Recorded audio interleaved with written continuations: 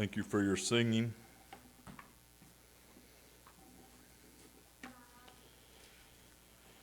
Philippians chapter 3 is where we'll be this evening.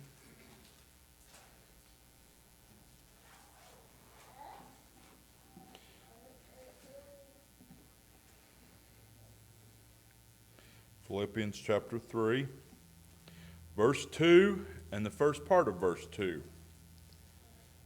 Beware of dogs. Kind of a strange Bible verse, isn't it? Beware of dogs. I had wanted to go to the hardware store and get a beware of dogs sign, and I didn't get it done. I didn't honestly know I'd be given this evening, but beware of dogs. Right there in Scripture, it says, beware of dogs. In context, it says, finally, my brethren, rejoice in the Lord. To write the same things to you, to me indeed is not grievous, but for you it is safe. Beware of dogs. Beware of evil workers.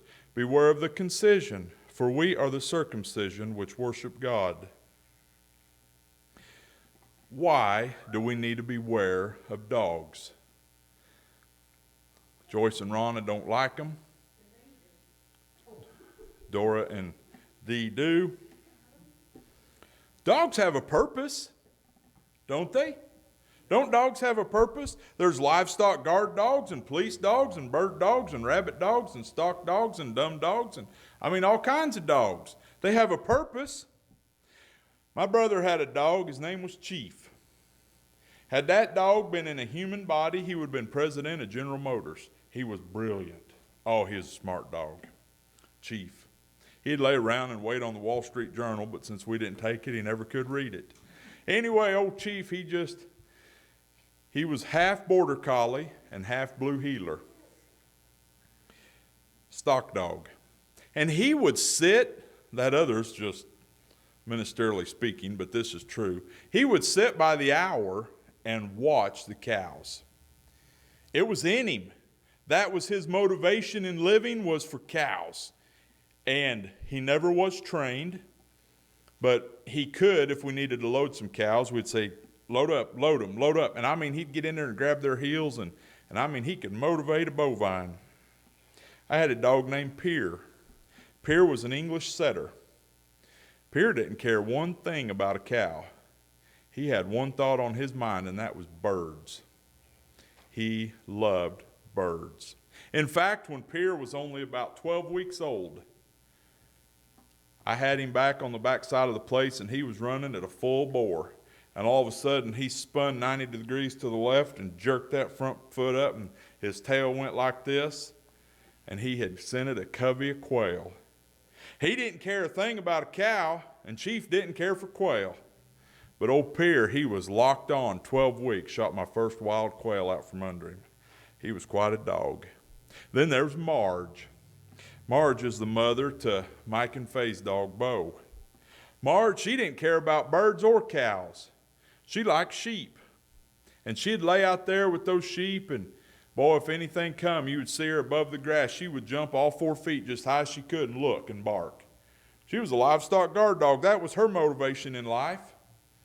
She wanted to guard something, to watch. Right now, she's over at the neighbor's guarding goats. She likes to chase cars, and so we had to get rid of her since when we sold all the sheep. She's guarding goats. Her motivation's to guard something. Buck, old Buck, he was Heidi. Not Heidi's dog, but Heidi felt a soft spot in her heart for Buck. Buck was a product of Chief and a dumb beagle I had. I never did know what Buck's motivation in life was. So finally one day Buck met an early demise. Beware of dogs. Dogs have a purpose and a motivation. Do you know there's some people that have an ulterior motive? They have a motivation to what they're doing. They come by and you wonder, what do they want? Why are they here? It's been a few years ago at Hercules, a couple came in, and I happen to know the church they went to. that somebody in the church had got mad and was leaving. I did not know who. I do not know who. But somebody I knew was leaving that church. And I knew it about the time this couple came in. All I said to the man was, if you're running, you won't find peace here. You'll need to go back to where you lost it. Oh, doggies, did he get excited. I'm thinking it was them. I don't know that. The point is, there was an ulterior motive to them coming. It wasn't that they wanted to come to that church. They wanted to leave the other one. Some people have an axe to grind. Some people want to gossip or pump for information. Some people want money or handouts. We need to be aware and be cautious of people that have ulterior motives. If they haven't been cleansed from sin, they're going to be like a dog. A bird dog can only think of one thing, birds. A stock dog, one thing, stock. You put a stock dog in with kids and they're going to try to hurt them. People are the same way. If they've got ulterior motives, they are what they are. Beware, be cautious. Another thing about dogs is they appear domesticated. Get online and look at a poodle with his foo-foo haircut. I mean, they've got big old fancy balls of fur around their feet. And my aunt took, what kind of dog does Esther have? Anyway, she's got a dog. It's one of them fancy dogs. And she'd take her name's Daisy. Daisy to get manicured. And oh, she looked nice. And at the kennel club, you get on YouTube and you look at the kennel club and people look like they're dogs. And dogs seem so domesticated. They can be housebroken. They may wipe their paws when they come in. But you know, they're still a dog. They appear domesticated, but they're still a dog. They'll eat nasty. Oh, some of the stuff our dogs eat I wouldn't tell in public, and I gag to think about. They'll roll on a dead possum in the yard and smile the whole time. They just appear domesticated. It's all a show. They're nasty, a dog is.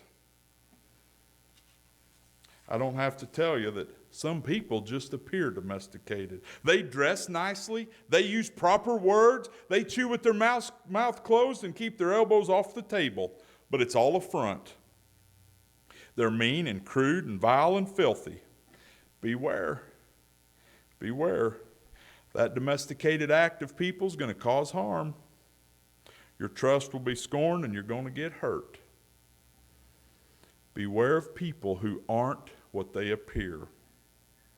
Another thing about being aware of dogs is dogs start out as puppies, warm and wiggly and fuzzy and fun, but they end up as dogs, old and crippled and fat. Their hair's kind of bristly and they might be blind and deaf and they'll have halitosis. Dogs change. They start out as puppies and they end up as dogs. Beware of people who start to change. I don't care who we are, but we're on a path.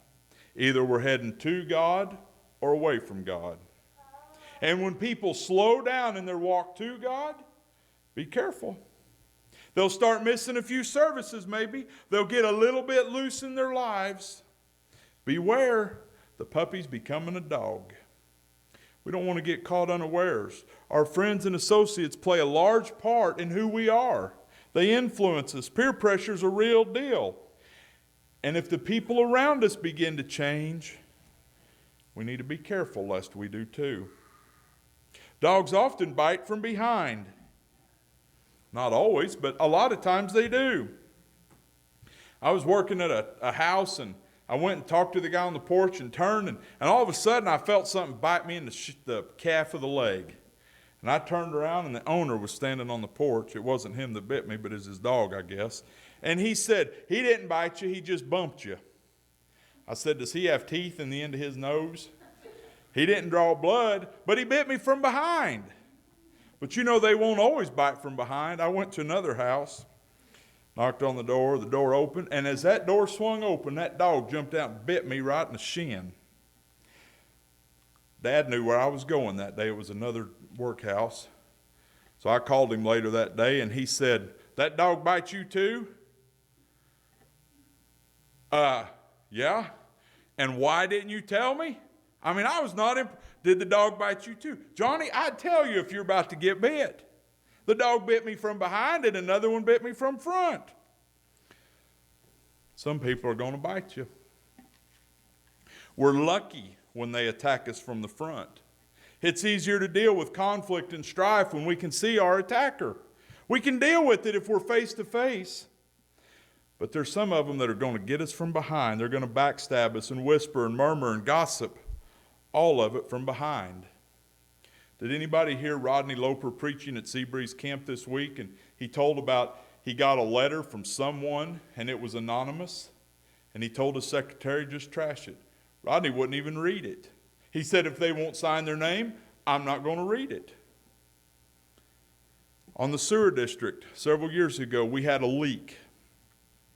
Not a sewer leak, but an information leak.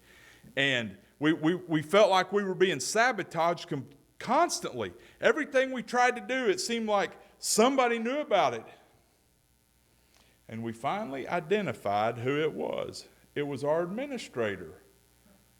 Getting us from behind. We didn't stand a chance. What we thought we said in confidence was being told as soon as it got out. Attacked from behind. We need to be aware of those kinds of people. Another thing about dogs is they howl at the darkness and can't change it. I had a dog named Samson. Samson was a beagle that was dumb as a post. No, that may be being too kind to the dog. Anyway, poor Samson. Samson, we must have resembled each other because that dog, he was a beagle, and I bet he was that wide across the back and just tabletop flat. Fattest dog you ever saw. But he was scared of the dark, and he would sit on that porch and howl all the time at night. Drove my mother and dad nuts. I could sleep through it. I can still sleep through a barking dog, unless they're right outside the window. But mother would get up and take a pitcher of water, flip on the porch light, and chug a gallon of water at old Samson. Well, that'd shut him up. And it finally got to the point where all she had to do was flip the light, and Samson would hush.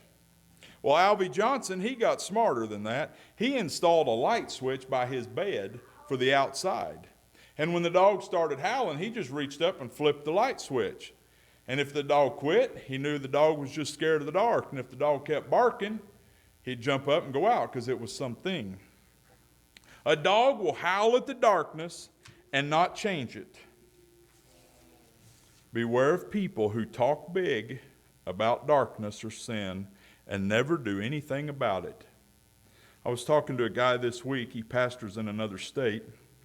And he was telling me about a man in his church who, he said, when this man is doing well spiritually, he will testify that his besetting sin, the thing that causes him weakness, the man's in the medical profession, is that he is tempted to take extra shifts to make more money.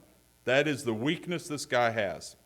So when he starts missing church, it means he's gotten cold spiritually. When he's cold spiritually, he's missing church, which means he's getting colder. It becomes a vicious cycle. But he testifies that that's his besetting sin. So he howls at the darkness and does nothing about it. We say, I want revival, and we won't pray and work. And there we're like Samson. Oh, I want our church to grow and to go, but I won't help do anything. Don't close it. Where would we have our potlucks if you closed the church down? Howling at the dark, all talk and no action. Simply words. We need to be aware of these kinds of people. Another thing about a dog is he chases his tail. He'll spin and spin and spin and go nowhere. You ever watch one chase their tail? They'll start slow. They'll see it. And I thought about spinning around, but I'm not going to do it. I'd get dizzy. But they'll start slow, and they'll go faster and faster and faster, and then they're wore out and dizzy, so they'll stop. And they'll sit there a little bit and pant and huff and puff, and then in a second they'll see their tail, and they'll start just a little twist, and I mean it's just a vicious cycle. They're making good time. They're going fast, but they're going nowhere. Some people are like that. They're like that. They just waste time. They'll come to church for a while and they're gung-ho. Full steam ahead. Let's get her done. And then they stop and nothing's been accomplished. And they're out of juice and they'll just be done for a while. And then something will pique their interest. Vacation Bible school time will come up or another project. And here they go again. We had some people attend church in Bradleyville, and one of the last services I remember them being there, Dad preached. I actually think it was from this passage in Philippians 2:12 about work out your own salvation, and the idea of work like a miner works out the gold or the ore out of a rock, or somebody works a walnut goodie out of a walnut. And Dad was talking about truth and how some truth is like a walnut goodie. You've got to dig for it and find it. And that person said, I would like to come to a Bible study where we effectively search for the deep truth. And never came back. All talk. Chasing their tail. Going in circles.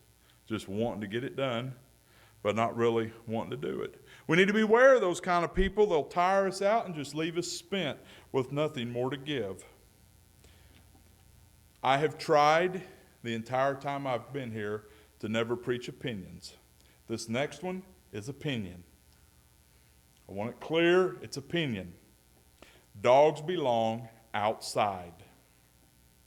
Ellie's got a puppy named Roxy, and it's been cold, and we let Roxy in the house. And I'm as nervous and jumpy as a rabbit's nose. Oh, that dog, if it lowers its head to sniff, Ellie, get that dog outside. Well, it's a Labrador Retriever. It's hunting a bird, I hope. Just, dogs belong outside. The thought of a dog mess in the house is more than I can handle. You know, there's some people that belong outside, and they're not going to make heaven. You say, Nathan, you're crazy. Revelation 22:15. Well, let's back up to 14. Blessed are they that do his commandments, that they may have right to the tree of life, and may enter in through the gates into the city. For without are dogs, and sorcerers, and whoremongers, and murderers. To associate and be friends with people that are lost can be dangerous. One of the first times I remember ever knowing about somebody who was changing churches from being conservative to less conservative was my mother's cousin. And this would have been back in the mid-'80s. We were still in Iowa. And this guy was a Wesleyan preacher. And he started going to a contemporary church. Time goes on, and at my grandpa's funeral, this man and his wife walked in. And I was standing next to somebody, and finally it dawned on us, that's Mother's cousin. And we would not have known them in a lineup of two. The change was so drastic. Today, he has left his wife, and he's shacked up with a woman that isn't his wife. Totally gone from what he knew, because he started associating with people who didn't have any business of being associated with. He started fellowship with dogs. Beware of who we let into our circle of influence. It may be dangerous. So Paul said, beware of dogs. Does this mean that we shouldn't have a dog? No, not at all. It's saying there are people who act like dogs. Be careful. Should we shoot them like we would a rabid dog? No, we just need to be careful. Should we have the attitude of let's rescue all the strays and bring them into our home? No, we need to be careful. In essence, we need to have some street smarts about us. Some common sense, which is kind of uncommon, but common sense in our dealings with people, so that we can keep ourselves clean and win souls for Christ.